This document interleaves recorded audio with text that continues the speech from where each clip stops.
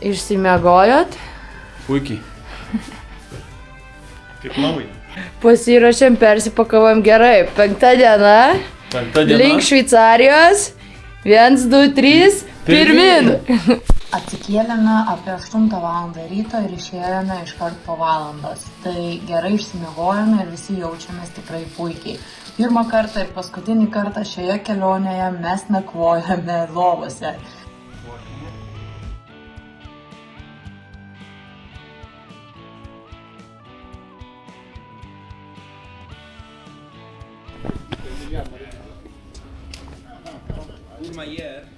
Padaugėjo žmonių, mes lenkiamės. Hello. Žmonių šiandien labai daug, kai kurie galbūt net iš šio miestelio pradeda žygį arba eina tik dalimis ir atkarpomis.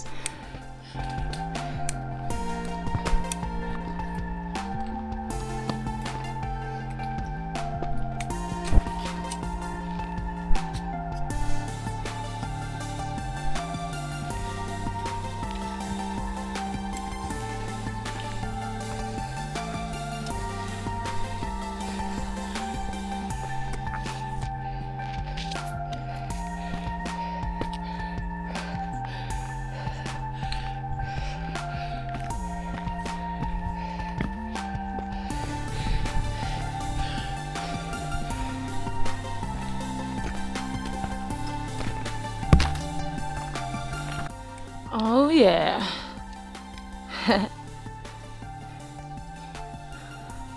Jau viršūnė. Ką tik užlipau į šitą kalną. Visiškai be sustojimų. Pakilom nuo to miestelio, kuriam nakvojom. Labai daug žmonių šiandien. Ir eina tą pačią pusę, kur ir mes. Keliukas nelengvas. Miegojom gerai. Papusryčiavom. Susitvarkėm viską, ten jau viršus. Nes šiandien ryte pakilimas, tada lyguma tiesiai, taip tolygiai. Ir ant vakaro irgi kilimas ir turėtumėm atsidurti prie pat Šveicarijos sienos. Mat planuojam likti nakvoti dar Italijai. Tai apie 20 km turėtų būti šiandien, vakar buvo 20. Manau, veiksim per 8-9 dienas šitą žygį.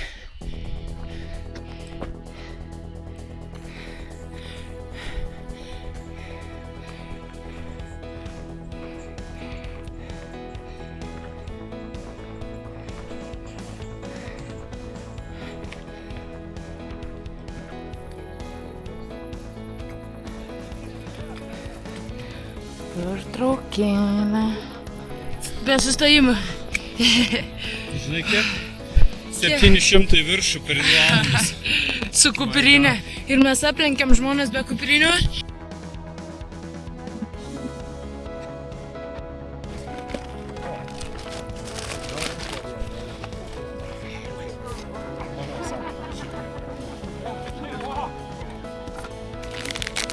Tomas su Marium irgi ateina. Tomas jau visas pavargęs. Nu, Tomai, kaip? Jau norėjau nušokti. Klausia, kam paliksiu turtą. Sakiau. Ir būti naujas būtas. Tai negrįšiu. Kaip tu, Mariau? Gerai. Biški jau pabodo lipti gal. Bet vaizdas tai... Bet mes lipom daug greičiau, ne, negu rašė tave 3 valandas. Greičiau iš dešinės atvaro. Viską paėmėm. Kiek žmonių, eik tu savo. Įsivaizduoju, kas vasaros turėtų būti.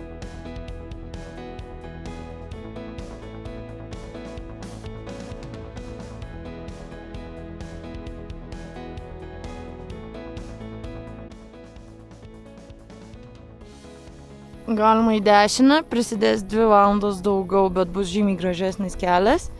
Arba galima Tiesiog gražesnis. gražesnis. Arba galima į kairę. Bus paprasčiau, bet irgi gražu. Šiandien saulėta diena. Kol kas aš ir Tomas tikrai einam į dešinę, jau nusprendėm. Tai varom. Lukas irgi. Ir ką daro Marius? Tada varom visi. Varom. Visi varom į dešinę. Pirmą kartą susidūrėme su sankirta.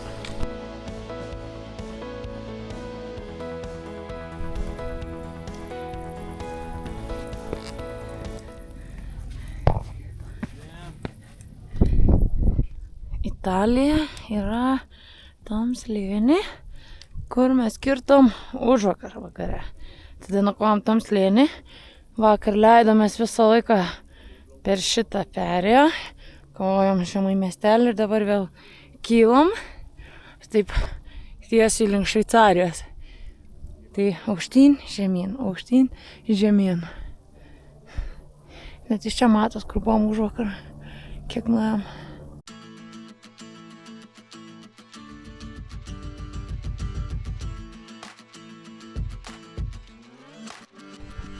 Leisimės, kilsim. Sunkesnį kelią pasiėmėm, bet vaizdingesnį. Vis tiek atvažiavom pamatyti.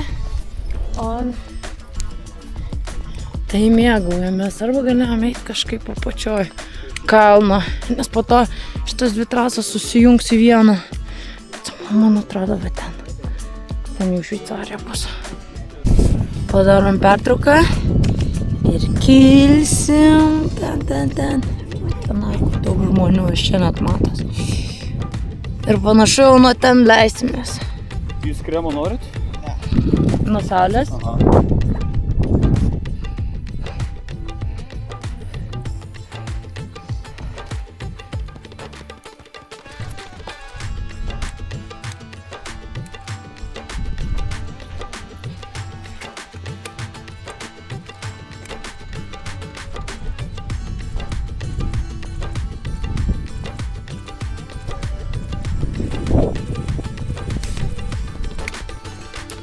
Pakilom nuo miestelio. Šitą visą kalną. Iki čia. Ir jau viršūnė prie pat. Tada leisimės. Per ten.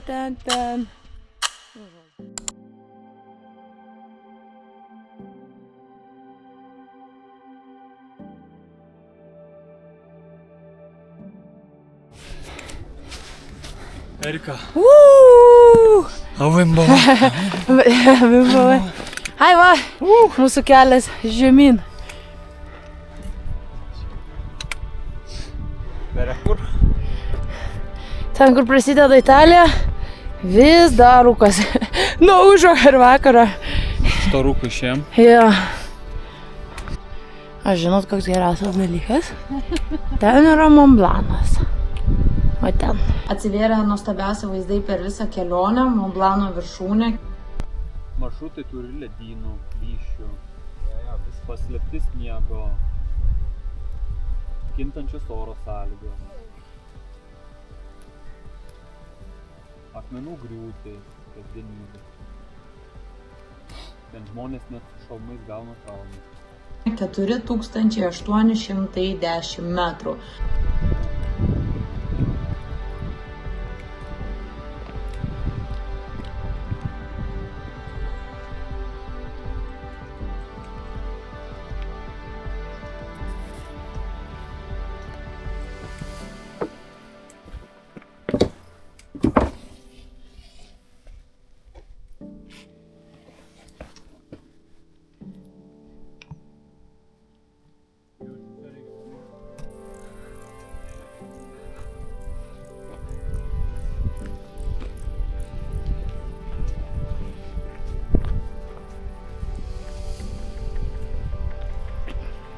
Iš žemai jau nebesimato Mont Blanco viršūnės.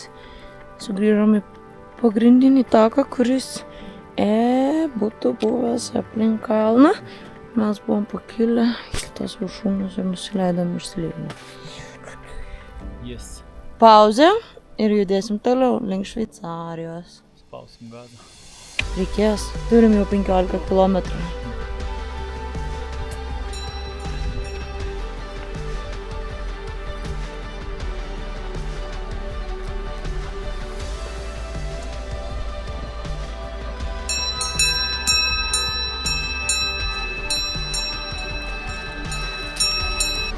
Pakilom vėl. Eisim dar, atsigersim kažko čia.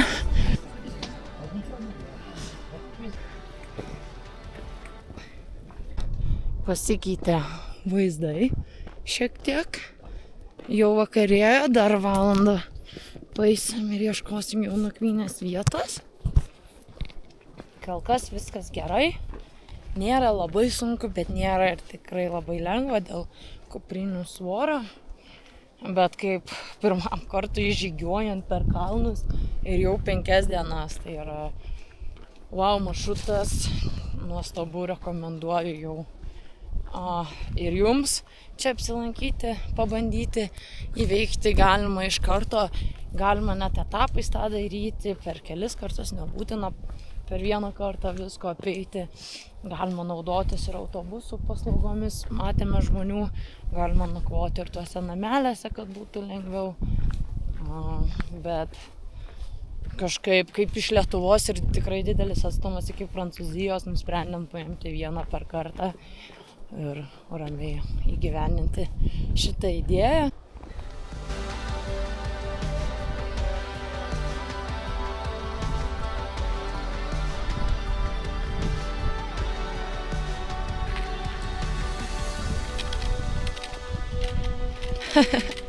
Jau velkasi lazdos. Atsargiai.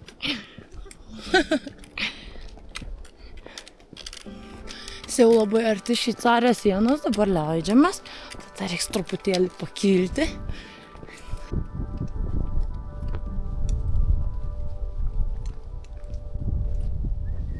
Pradedam jau ieškoti nakvynės vietos, kur daugiau lygumos ir kur daugiau medžių, kad pasislėpti. Suras. Numatoma nakvynės vieta, lygų, arba net dar žemiau, tarp medžių, nes toliau maršrutas eina tiesiai ir ten jo nelabai bus kur pasislėpti. Tomas grįžta be kuprinės, patikrino nakvynės vietą, nes ten žemiau nusileidus yra jau ir restoranas, bet ne kempingas, tai bus rytojaus rytui pats tas. Nu? Kaip? Stoj. Leisk.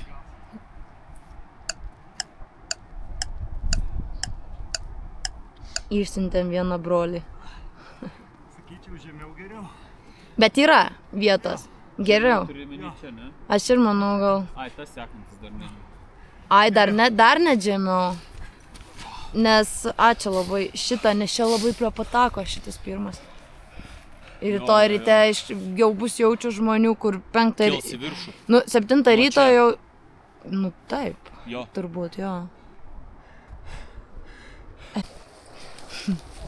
Mūsų nakvynės vieta bus čia. Dar spėsim pasistatyti palapinę, kol šviesu. Valgysim tikėtina vėl, kai jau tamsu. Šiandien apie 22 kilometrus nueita. Gal ir daugiau. Pažiūrim. 7 valandos ir pas mane rodo 25 beveik kilometrai.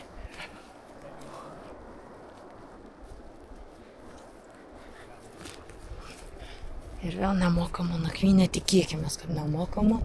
Ir viskas čia bus gerai to Italijai. Nesimatom tarp medžių, viskas turėtų būti super. Čia statom? Jo, žinok, statom. Neturim. Šiąnakt neturim. Pasistatėm palapines. Šiukšlių maišas kaip kas vakarą.